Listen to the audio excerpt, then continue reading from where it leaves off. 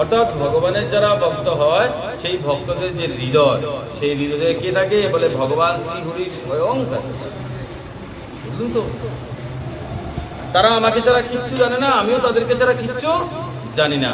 তাই হে দুর্বাসা, যার অনিষ্ট করার জন্য তুমি এই বিপদ ডেকে এনেছো, এখন তুমি তার কাছেই যাও, সেই তোমার রক্ষা করবে। আর মনে রাখবে, নিরপরাধ সাধু মহাপুরুষদের কখনোই ক্ষতি করতে নেই। করলে কি হয় বলে সেই অপরাধ নিজেকেই গ্রহণ করতে হয়। শাস্ত্র কি বলছে? শ্রীমৎ ভাগবতে মহারাজ পরীক্ষিত একবার শ্রী সুখদেব প্রভুকে একটি প্রশ্ন নিবেদন করলেন। কি প্রশ্ন? বলে, প্রভু, আমি সেই সূর্য বংশের বর্ণন শ্রবণ করতে চাই, যে সূর্য বংশের মধ্যে পরম পরাক্রমী রাজা পরম ভাগবত মহারাজ অম্বরীশের জন্ম হয়েছে। উত্তরে শ্রী সুখদেব প্রভু মহারাজ পরীক্ষিতকে সেই অম্বরীশ মহারাজের চরিত্রের বর্ণন শ্রবণ করাতে আরম্ভ করলেন। শ্রী সুখদেব প্রভু বলতে লাগলেন, দেখো পরীক্ষিত, এই সূর্যবংশ অনেক বিশাল। যে সূর্যবংশের মধ্যে ভগবান শ্রী রামচন্দ্র আবির্ভাব গ্রহণ করেছিলেন, বলে রাজা রামচন্দ্র ভগবান কি। দেখো পরীক্ষিত, এই সূর্যবংশ এতই বিশাল যে সেই বংশকে বর্ণন করা 100 বৎসরও সম্ভব নয়। মানে 100 বৎসর ধরে যদি কেউ বর্ণনা করে, তারপরে সেটা শেষ হবে না, এত বিশাল। আর বংশ কখন বড় হয়? মনে রাখবে, যেই বংশে পুণ্যবান ব্যক্তিদের জন্ম হয়, যে বংশের মধ্যে পুণ্যবান ব্যক্তি অর্থাৎ যারা পুণ্য কর্ম করে, সৎকর্ম করে ধার্মিক ব্যক্তির জন্ম হয়, সেই বংশ ধীরে ধীরে আস্তে আস্তে বাড়তে থাকে। আর বংশ কি করে বাড়ে বলে, পুত্র সন্তানের মাধ্যমে সেটা আস্তে আস্তে বৃদ্ধি হতে থাকে। যে বংশের মধ্যে কোনো সৎকর্ম হয় না, কোনো ধর্মকর্ম হয় না, সেই বংশ কি হয় বলে আস্তে আস্তে ধ্বংস হতে থাকে। সেই বংশের মধ্যে আস্তে আস্তে পুত্র সন্তানের জন্ম হওয়া বন্ধ হয়ে যায়। আর কোনো একটা সময় কি হয় বলে, সেই বংশের কোনো নাম ঠিকানাই থাকবে। তো কখন হয়? যখন সেই বংশের ধার্মিক ব্যক্তিদের জন্ম হয়, সেই বংশ ধীরে ধীরে বাড়তে থাকে। তো বলছি কি, সূর্যবংশ অনেক বিশাল। তো সেই সূর্যবংশের মধ্যে কারা কারা ছিলেন? বলছে, ব্রহ্মার পুত্র হলো মরীচি, সেই মরীচির পুত্র হলো কশ্যপ, কশ্যপের পুত্র হলো বিবস্বান, বিবস্বানের পুত্র হলো বৈবস্বত, বৈবস্বতের পুত্র হলো কি নভক, আর সেই নভকের পুত্র হলো নাভাগ, আর সেই নাভাগের পুত্রই হলো মহারাজ অম্বরীশ। মানে সিরিয়াল বাই রাজাদের নামগুলি আমি খুব তাড়াতাড়ি সংক্ষিপ্ত আপনাদের কাছে বলে দিলাম। আসুন আমরা আজ সেই রাজা অম্বরীশের চরিত্র একটু শ্রবণ করি। শ্রী সুখদেব প্রভু তখন বলতে লাগলেন, অম্বরীশো মহাভাগো সপ্তদ্বীপ গতিত মহিম অব্যয়াং চ শ্রিয়ং লব্ধা বিভবং চাতুলং ভুবি। এই অম্বরীশ মহারাজ সপ্তদ্বীপ গতি পৃথিবী, অতুল সম্পদ আর অনন্ত যে ঐশ্বর্য, সেই সমস্ত লাভ করেছিলেন। মানে ওনার কাছে ধন সম্পদ থেকে শুরু করে ঐশ্বর্য, কোনো কিছুর কোনো কমতি ছিল না। সমস্ত পৃথিবীর তিনি একচ্ছত্র সম্রাট ছিলেন এই অম্বরীশ মহারাজ। রাজা অম্বরীশ অত্যন্ত ধার্মিক এবং ভগবত ভক্ত ছিলেন। দেখুন, এত বিশাল সম্পত্তির মালিক হয়েও তিনি ভগবত পরম ধার্মিক। কিরকম ধার্মিক দেখবেন আছে। কিন্তু রাজা অম্বরীশ এই সমস্ত ধন সম্পদকে কি মনে করতেন বলে অনিত্য। অনিত্য কথার অর্থ কি বলে, আজ আছে কাল থাকবে না, সেই জিনিসটা মহারাজ অম্বরীশ এটাকে মনে করতেন। আর এই অনিত্য মনে করে এই ধন সম্পত্তির উপর কোনো ওনার মোহ বা লোভ এগুলি কিচ্ছুই ছিল।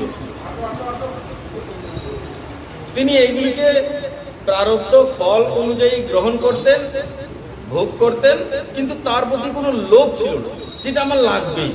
আমাদের কি হয়, আমরা ওই জিনিসটার মধ্যে গিয়ে আটকে যাই, আরো কি করি, যেটা আমাদের নেই সেটার প্রতি আমরা আশা প্রকাশ করি, ওইটা যদি আমার, মানে কিরকম, আমার কাছে একতলা আছে তাতে আমরা সুখী হই না, পাশের বাড়ি যদি কেউ দুইতলা বানায় নেয় তখন কি হয়, বলে তার তো দুইতলা হয়ে গেছে, আমার তো নেই। আরে আমার কাছে যে একতলা আছে তাতে আমরা সন্তুষ্ট হচ্ছি না। অম্বরীশ মহারাজ কিরকম, ওনার কাছে যেটা আছে তিনি তাতে সন্তুষ্ট, পেলে খায় না পেলে না খায়, এরকম ভাবে। আর তিনি এই সমস্ত ধন সম্পত্তির প্রতি লোভ কেন করতেন না, তিনি জানতেন যে এই ধন সম্পত্তির উপর লোভে করে মানুষ কি করে, একমাত্র নিজের সর্বনাশ করে। কি করে, এই ধনের প্রতি যাদের একবার লোভ ঢুকে যায় তারা শুধু একমাত্র তার সর্বনাশই করিয়া থাকে, তখন সে আর ভগবানের নাম উচ্চারণ করে না। কেন?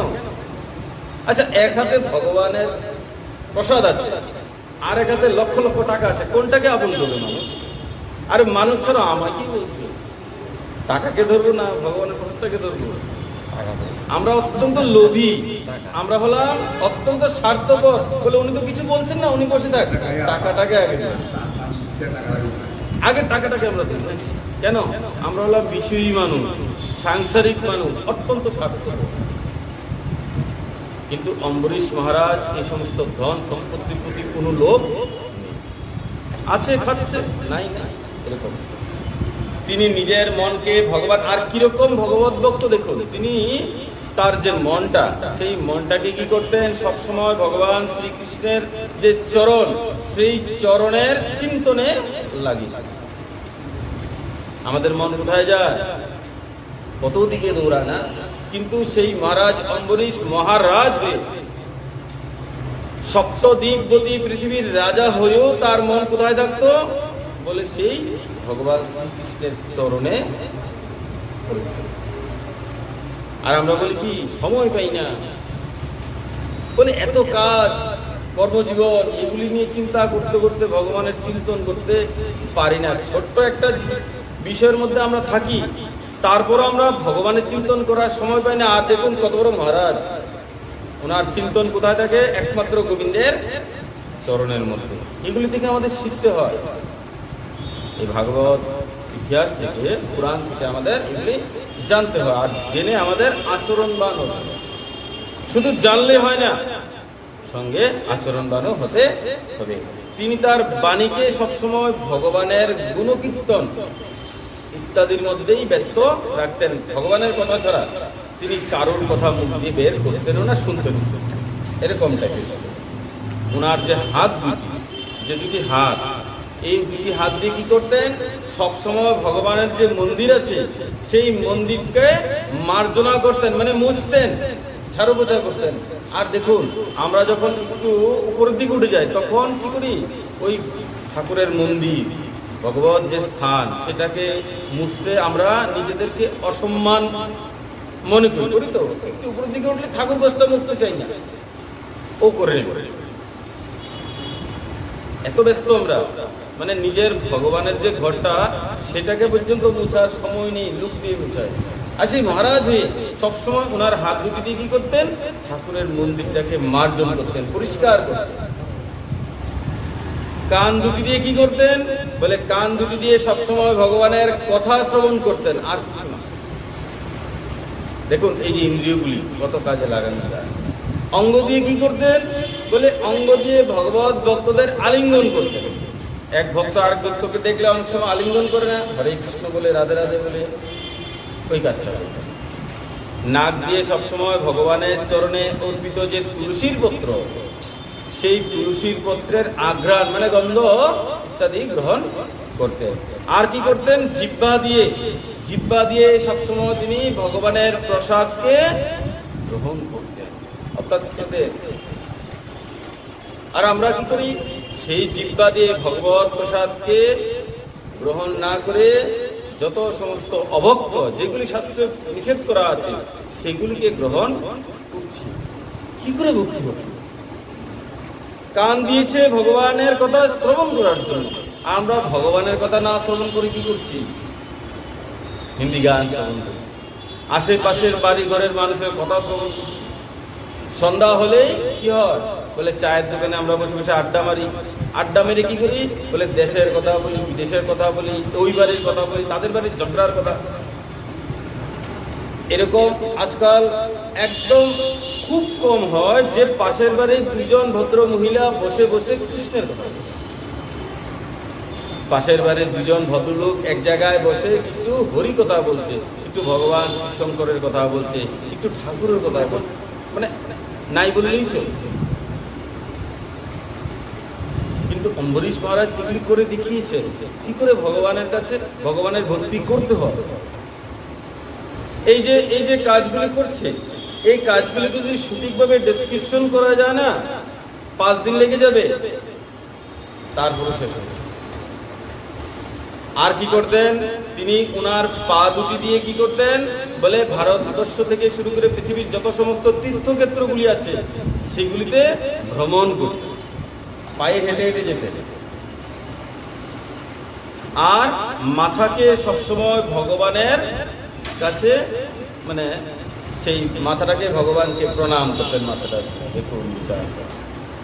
আর আমরা মাথাকে কি করি? বলে উপর দিকে উঠিয়ে রাখি, না নিচে কেন করি? এই যে কাজগুলি, এই যে ইন্দ্রিয়গুলি দিয়ে যদি আমরা সবসময় ভগবানের এই কাজগুলি করি, ভগবান আমাদেরকে কখনোই কৃপা না করে থাকতে। বলে মন তো চঞ্চল, মন এখানে আছে তো সঙ্গে সঙ্গে আমেরিকায় চলে যায়, তো যাক, আপনি তাকে ধরে রাখতে পারবেন না? পারবেন? আরে অর্জুন ভগবানের সখা হয়ে বলছে ভগবানকে, প্রভু আমার মন তো অত্যন্ত চঞ্চল, চঞ্চল মনঃ কৃষ্ণ, আমার মন তো অত্যন্ত চঞ্চল, আমি তো এই মনকে ধরে রাখতে পারছি না, আমি কি করে তোমার ভজন করব? ভগবান তখন কি বলছে? বলে হে অর্জুন, তুমি অভ্যাস করো, অভ্যাসন তো কন্তেয়, তুমি অভ্যাস করো, আর অভ্যাস করতে করতে করতে করতে একদিন তোমার মন আমার চরণের মধ্যে এসে সন্নিবিষ্ট হয়ে যাবে। বলি ভক্তবৎসল ভগবান কি। আর এইভাবে তিনি তার সমস্ত কর্মকে যজ্ঞপুরুষ ভগবান শ্রী হরিকে অর্পণ করেন। এইভাবে নিজের সমস্ত কর্মকে আমরাও যদি ভগবানকে অর্পণ করি তাহলে ভগবান অবশ্যই আমাদের কৃপা করবেন। এবং ভগবত ভক্ত যত সমস্ত ব্রাহ্মণগণ ছিলেন, বৈষ্ণবগণ ছিলেন, তাদের নির্দেশ অনুসারে তিনি কি করতে? রাজ্যকে পরিচালনা করতেন। মনে রাখবেন, আগেরকার দিনেও ছিল, এখনকার দিনেও আছে। রাজ্য পরিচালনা করতে, মন্ত্রী সভা পরিচালনা করতে, কোনো একটা কমিটিকে পরিচালনা করতে, সেখানে নিশ্চয়ই কোনো ব্রাহ্মণকে, নিশ্চয়ই কোনো বৈষ্ণবকে অবশ্যই রাখা উচিত। কেন? এর পেছনে কারণ কি? যিনি পরিচালনা করছেন তিনি সমস্ত ধর্মের যে পুঙ্খানুপুঙ্খানুগুণ বিচারগুলি, সেগুলি হয়তো ধারণা তার নাও থাকতে পারে, থাকবে না। তো তাকে সেই উপদেশগুলি কে করবে? যিনি সেখানকার ব্রাহ্মণ আছে। যদি কোনো বৈষ্ণব থাকে তখন তিনি বলবেন, এভাবে করো না, এটা শাস্ত্রের বিধি নয়, ওটা ওভাবে করে। তাহলে কি হয়? বলে দেশের মঙ্গল হয়, রাজারও মঙ্গল হয়, সবার সার্বিকভাবে মঙ্গল হইয়া থাকে। এখন কমিটির মধ্যে কেউ নেই, মন্ত্রী সবার মধ্যে কোনো সাধু বৈষ্ণব নেই, তাহলে কি হবে? তাহলে তো উল্টাপাল্টাই হবে। এটা কিন্তু আমি বলছি না, এটা তৎকালীন সময় থেকে চলছে। খুঁজে দেখবেন ভারতবর্ষে যত সমস্ত আমাদের হিন্দু সনাতন রাজাগণ ছিলেন, তাদের সবার রাজসভার মধ্যে 2-4 জন এরকম ব্রাহ্মণ বৈষ্ণব থাকতেন।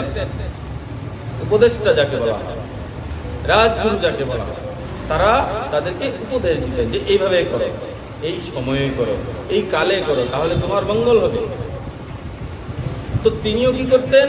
সেই ব্রাহ্মণ বৈষ্ণবদের আদেশ অনুসারে, নির্দেশ অনুসারে রাজ্যকে তিনি পরিচালনা করতেন। আর ওই দিক দিয়ে ভগবান শ্রী হরি ওনার যে প্রিয় সুদর্শন চক্র আছে, সেই সুদর্শন চক্রকে সেই রাজা অম্বরীশের সুরক্ষার জন্য নিয়োজিত করে দিয়েছে, অদৃশ্য।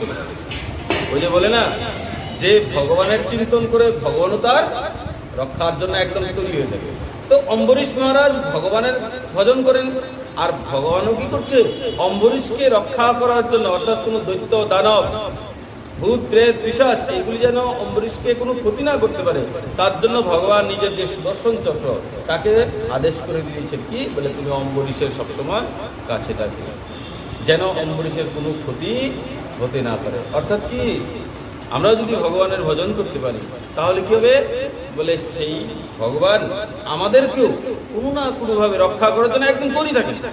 আপনি দেখবেন না তাকে, দেখবেন, মনে রাখবে এই ভগবানের শরণাপন্ন যে হয়ে যায় তার কখনো কোনোদিনও অধোগতি হয় না, সর্বাঘাত হবে না, অ্যাক্সিডেন্টে তার মৃত্যু হবে না, বজ্রপাতে তার মৃত্যু হবে না, একদম লিখে রাখি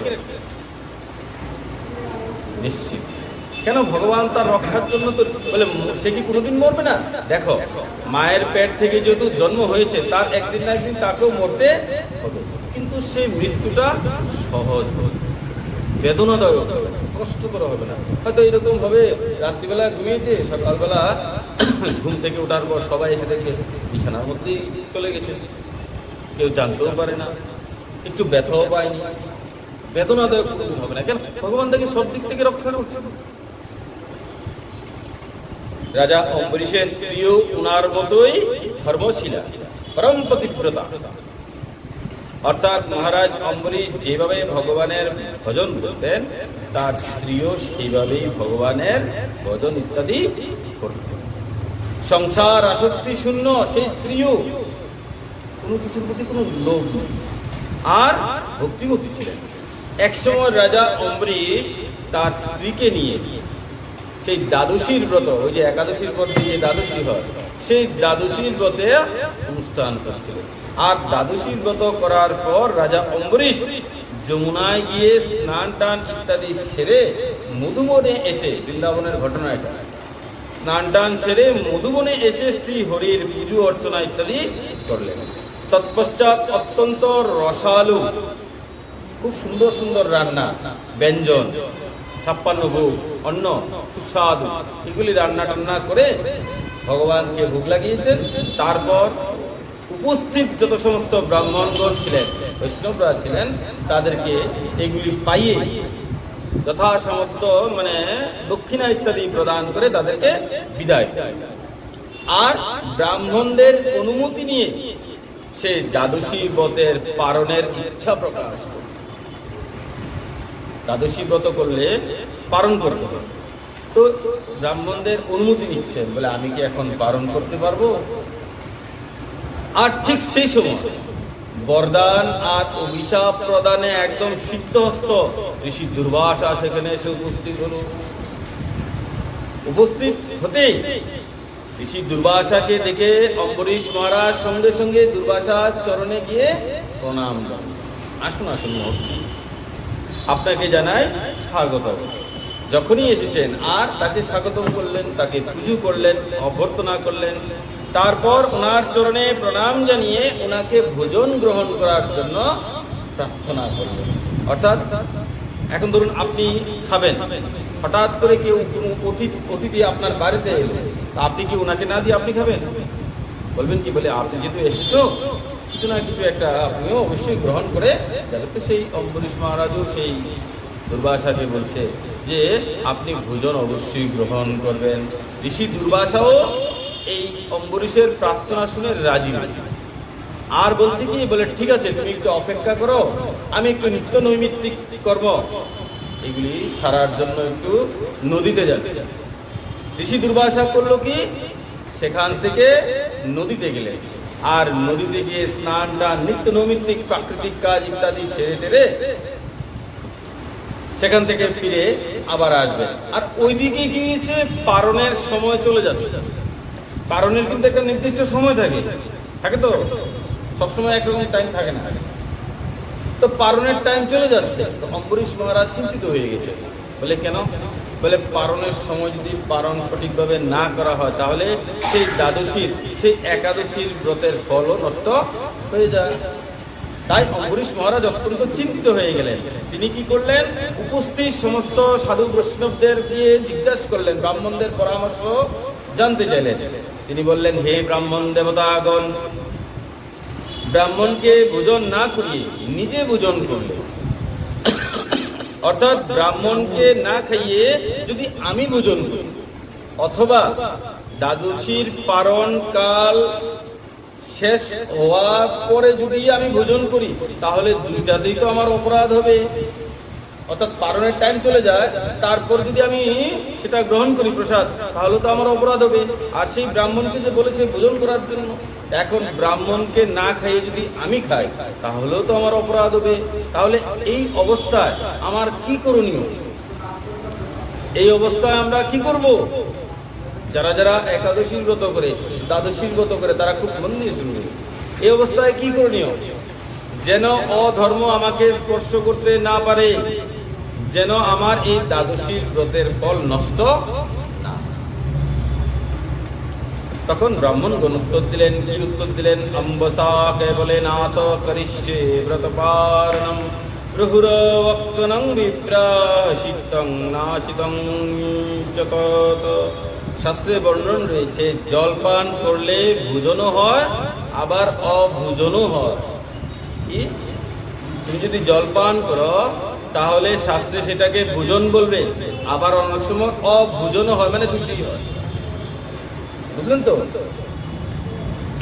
তাই শুধুমাত্র জলপান করেই তুমি এখন পারণ গ্রহণ করো। বলছে যেহেতু আসেনি, তো উনি আসার আগে তুমি শুধু জলটা পান করে এই দ্বাদশীর ব্রতের পারণটা তুমি সম্পন্ন করো। আমরা যখন একাদশী করি না, কি করি? বলে সারাদিন শুধু খাই, জল খাই, ফল খাই, কত খাই। আর দেখুন দ্বাদশীর ব্রত করেছে সম্পূর্ণ নির্জলা থেকে, আর পারণ করছে কি? বলে শুধুমাত্র জল পান। তাহলে জল পান করলে কি নষ্ট দোষ হয়ে যায়? বলে না না, শাস্ত্র বলছে জল পান করলে দোষ হয়, আবার হয়, দুটোই সঠিক। তুমি যদি না পারো তাহলে খাবে, তাতে কোনো অপরাধ।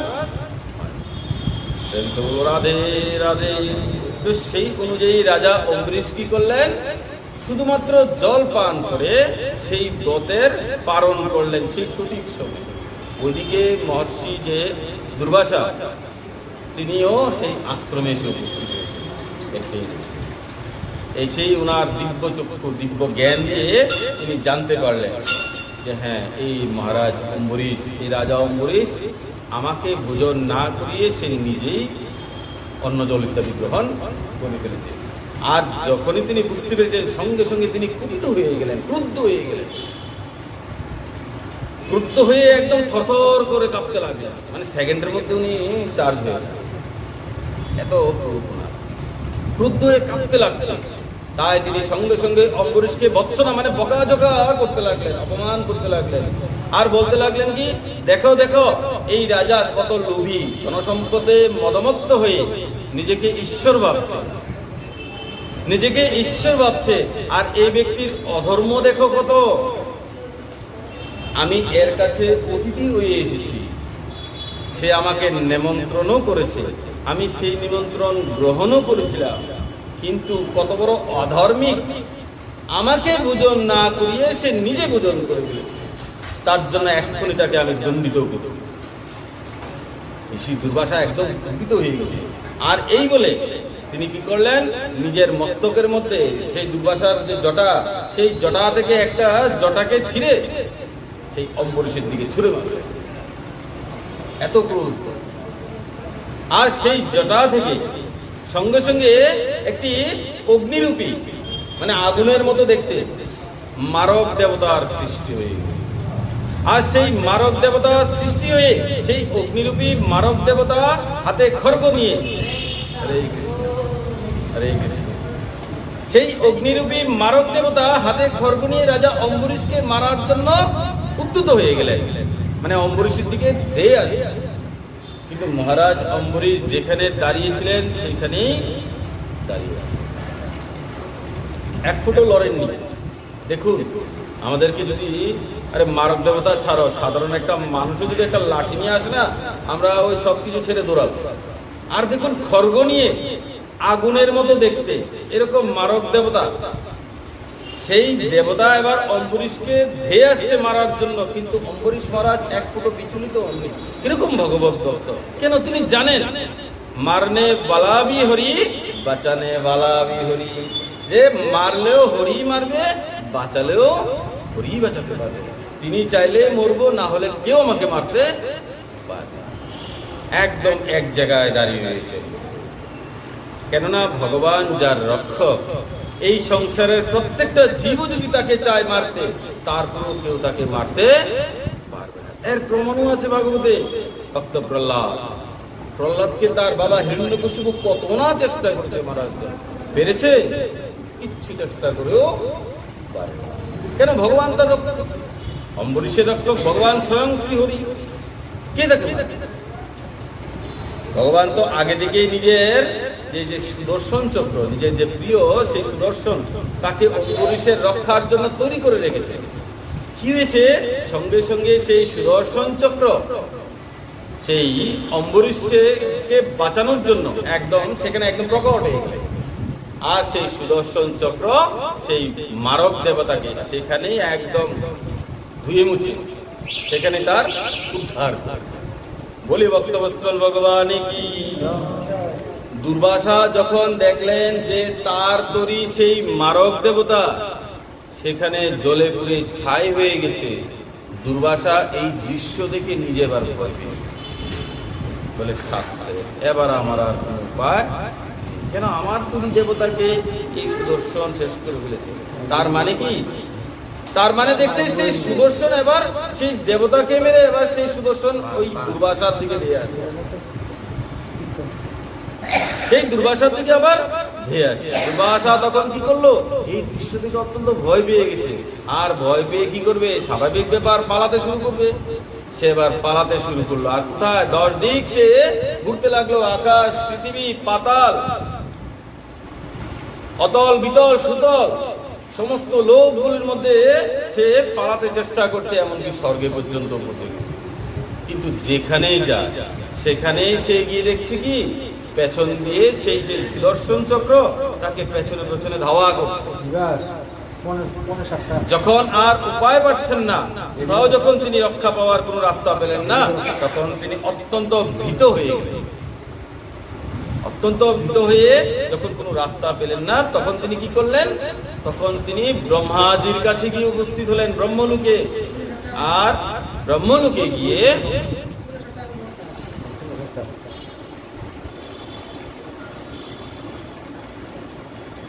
যখন কোথাও কোনো রাস্তা পেলেন না, তখন কি করলেন? তখন তিনি ব্রহ্মলোকে গিয়ে উপস্থিত হলেন। আর ব্রহ্মলোকে গিয়ে ব্রহ্মার কাছে জুড়ে জুড়ে চিৎকার করে ডাকছেন, ত্রাহিমাম ত্রাহিমাম, হে ব্রহ্মদেবতা আমাকে বাঁচাও, হে ভগবান ব্রহ্মা আমাকে বাঁচাও। ব্রহ্মদেব বলছেন, কি হয়েছে? বলে, আপনি কৃপা করে আমাকে সেই ভগবান শ্রী হরির চক্র থেকে আমাকে উদ্ধার করুন, রক্ষা করুন। ব্রহ্মদেব তো সবই জানেন, অন্তর্যামী। ভগবান ব্রহ্মা বলছেন, হে দুর্বাসা, আমি ব্রহ্মা, দেবাদিদেব মহাদেব, এমনকি সমস্ত দেবতাগণকে যিনি নিয়মের দ্বারা বেঁধে রেখেছে এবং যার আজ্ঞাকে শিরোধার্য মাথায় রেখে আমরা এই সংসারের কল্যাণ সাধন করিয়া থাকি, সেই পরমেশ্বর ভগবান শ্রী হরির ভক্তের বিদ্বেষীদেরকে আমার দ্বারা রক্ষা করা সম্ভব নয়। বুঝলেন তো কি বলছে? বলছে সেই ভগবান শ্রী হরির যারা ভক্ত, সেই ভক্তের যারা বিদ্বেষী, মানে সেই ভক্তকে যারা বিদ্বেষ করে, ঘৃণা করে, হিংসা করে, যারা তার ক্ষতি করার চেষ্টা করে, সেই সমস্ত মানুষদেরকে আমার দ্বারা বা শিবের দ্বারাও বা কোনো দেবতার দ্বারাও তাদেরকে রক্ষা করা সম্ভব নয়। ব্রহ্মার কাছ থেকে নিরাশ হয়ে সেই অম্বরীশ এবার কোথায় গেলেন? সেই কৈলাস পর্বতে। দেবাদিদেব মহাদেবের কাছে গিয়ে উপস্থিত হলেন। বলি শিবশঙ্কর ভগবান কি। আর বলতে লাগলেন, হে দেবাদিদেব মহাদেব আমাকে রক্ষা করুন। ভগবান শিবশঙ্কর কি বললেন? হে দুর্বাসা, যে পরমেশ্বর থেকে জীব জগতের সৃষ্টি হয়েছে এবং প্রতিনিয়ত অনন্ত ব্রহ্মাণ্ড সমূহের উৎপত্তি আর বিনাশ হচ্ছে, আমাদের মতো হাজার হাজার ব্রহ্মা আর শিব যার মধ্যে আসা যাওয়া করি, সেই প্রভুর সামনে আমাদের কোনো সামর্থ্যই কাজ করবে না। আমি ভগবান ব্রহ্মা সনত কুমারগণ, এমনকি দেবর্ষী নারদ, সকলেই তার মায়ায় আবৃত হয়ে আছি। ভগবানের একটা নাম কি? মায়াবী। বলছে আমরা সবাই তার মায়ার মধ্যে আবৃত হয়ে আছি। এই চক্র সেই বিশ্বেশ্বরের চক্র, যা আমাদের পক্ষে অত্যন্ত দুঃসহনীয়, মানে আমরাও এটা সহ্য করতে পারি না, এত খতরনাক। সুতরাং তুমি উনারই শরণ গ্রহণ করো, যার চক্র, সেই তোমার কল্যাণ সাধন করবে। আর এইভাবে মহাদেবের কাছেও নিরাশে সেই রাজা অম্বরীশ কোথায় গেলেন? বলে এবার শেষে বৈকুণ্ঠে গিয়ে উপস্থিত হলেন। বৈকুণ্ঠে গিয়ে দেখছেন কি ভগবান শ্রীহরি সেখানে খুব সুন্দর করে শায়িত অবস্থায় আছে। ভগবতী লক্ষ্মী শ্রীহরির চরণ সেবা। বৈকুণ্ঠে গিয়ে দুর্বাসা ভগবানের চরণে পড়ে এবার কাঁপতে কাঁপতে বলতে লাগছে, হে অচ্যুত, হে জনার্দন, হে অনন্ত, আমি তো অপরাধ করেছি। কিসের অপরাধ? আচ্ছা কিসের অপরাধ? এতক্ষণ তো সবাই পাঠ শ্রবণ করছে। সেই অম্বরীশ কি অপরাধ করেছে বলুন তো দেখি, কেউ বলতে পারবে? অম্বরীশ কি অপরাধ করেছে? ভগবানকে বলছে আমি তো অপরাধ করেছি। কিসের অপরাধ? কার অপরাধ? আচ্ছা ঠিক আছে, এখন প্রশ্নের উত্তর আসবে। হ্যাঁ, বলে আমি তো অপরাধ করেছি, আপনি আমায় রক্ষা করুন। হে ভগবান, আমি আপনার ভক্তের কাছে অপরাধ করেছি। অম্বরীশকে, অম্বরীশ ভগবানের পরম ভক্ত, প্রথমে তো বললাম পরম ভগবত, ভগবানের একনিষ্ঠ ভক্ত। বলছে আমি আপনার ভক্তের কাছে অপরাধ করেছি। অম্বরীশ তো হরির কাছে কোনো অপরাধ করেনি, করেছে না শিবের কাছে অপরাধ করেছে, না ব্রহ্মার কাছে করেছে, না কারো কাছে করেছে। কার কাছে করেছে? অম্বরীশ, সেই যে দুর্বাসা, সে জানে যে আমি ভগবানের ভক্তের কাছে। ভগবানকে বলছে আমার উদ্ধার করুন, আমায় রক্ষা করুন, হে প্রভু আমায় রক্ষা করুন। ভগবান শ্রী হরি তখন বলতে লাগলেন, অহং ভক্ত পরাধীন হাস্যতন্ত্র ইব দ্বিজ সাধুর্বীর্গস্ত হৃদয় ভক্তের ভক্ত প্রিয়। ভগবান কি বললেন? হে দুর্বাসা, আমি সম্পূর্ণরূপে ভক্তের অধীন। এই যে ভক্ত বৎসল বলে না, অর্থাৎ ভগবান ভক্তের বসে থাকে। তার জন্য ভগবান বলছে কি আমি সম্পূর্ণরূপে ভক্তের অধীন, তাই আমি স্বাধীন নই। সরল সহজ ভক্তগণ হচ্ছে আমার হৃদয়, ভক্তগণ আমার অতি প্রিয়। হে ব্রহ্মণ, আমার ভক্তদের আমি একমাত্র আশ্রয়স্থল। তারা আমাকে ছাড়া আর কিছু জানে না, আমিও তাদেরকে ছাড়া আর কিছু বুঝি না। কত সুন্দর কথা বলেছে। হে দুর্বাসা, আমার যে সমস্ত ভক্তগণ নিজের স্ত্রী পুত্র গৃহ আত্মীয় পরিজন গুরুজন ধন সম্পদ এগুলিকে পরিত্যাগ করে একমাত্র আমার শরণাপন্ন হয়ে যায়, আমি তাদেরকে কি করে ছাড়ি? আমি তাদেরকে ছাড়তে পারি না। এই দুর্বাসা, আমার অনন্য প্রেমী ভক্তগণ কেবলমাত্র আমার সেবা দ্বারাই তৃপ্ত থাকে। একমাত্র শ্রী হরির সেবায় তারা সবসময় তৃপ্ত থাকে। তাদের কাছে মুক্তি এসে যদি উপস্থিত হয়, তারপরও তারা মুক্তিকে চায় না। মনে রাখবে, হরিভক্তগণ কখনোই মুক্তির কামনা করে না। তারা কি চায়? তারা একমাত্র ভগবান শ্রীকৃষ্ণের সেবা চায়। মুক্তি দিয়ে কি হবে? মুক্তি একদম সহজ।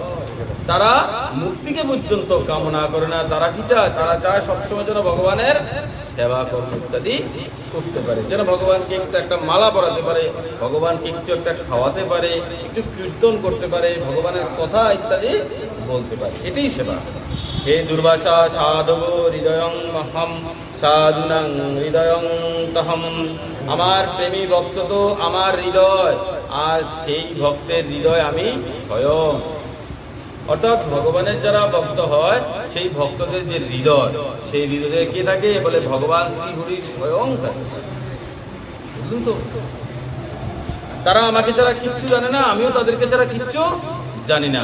তাই হে দুর্বাসা, যার অনিষ্ট করার জন্য তুমি এই বিপদ ডেকে এনেছো, এখন তুমি তার কাছেই যাও, সেই তোমার রক্ষা করবে। আর মনে রাখবে, নিরপরাধ সাধু মহাপুরুষদের কখনোই ক্ষতি করতে নেই। করলে কি হয়? বলে সেই অপরাধ নিজেকে গ্রহণ করতে হয়। শাস্ত্র কি বলছে? তাড়াতাড়ি 40 তো 40 তো আচ্ছা, 7টা না? 7টায় আর কি শেষ 7টায় যেন পার তাই তুমি তার কাছে যাও, আর মনে রাখবে নিরপরাধ সাধুদের কখনোই ক্ষতি করবে না। তাতে কি হবে বলে, তাদের তোমারই ক্ষতি হবে। রাজা অম্বরীশের প্রার্থনা, সেই সুদর্শন চক্র শান্ত হয়ে গেলেন, আর শান্ত হয়ে সেই দুর্বাসাকে সেই সুদর্শন চক্রের তাপ থেকে রক্ষা করলেন। দুর্বাসা ঋষি অম্বরীশের চরণে পড়ে গেলেন। অম্বরীশ সেই ব্রাহ্মণকে বললেন, আপনি আমার চরণে প্রণাম করবেন না, আপনি আমার হৃদয়ে থাকবেন। এই কথাগুলি বলে আজকে আমরা এখানেই বিশ্রাম নিলাম।